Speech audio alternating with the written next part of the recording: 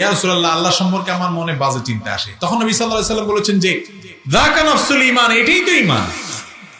ভাই, যে ঘরে সম্পদ আছে সেখানে চোর যায়, যে ঘরে সম্পদ আছে সেখানে, যেটা নাস্তিক ওটার মনে এগুলো আসে না, যেটা বেঈমান ওটার মনে এগুলা।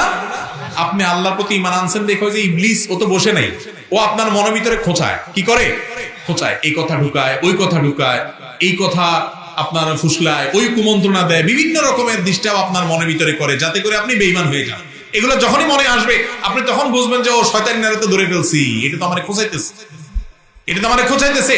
সাথে সাথে তখন বলবেন আমানতু বিল্লাহ। কি বলবেন তখন? আমানতু বিল্লাহ। আর বাম দিক দিয়ে তিনবার থুতু ফেলবেন। মানুষ দেখে ফেলায় না, থুতু ফেলানো মানে আবার এক গালবর্তি থুতু না, একবারে শুইর আগে যেরকম থুতু তিনবার ফেলে আমানতু বিল্লাহ পড়বেন। কারণ বাম দিক থেকে শয়তান মানুষকে এই কুমন্ত্রণাটা অ্যাটাকটা করে, বুঝতে পেরে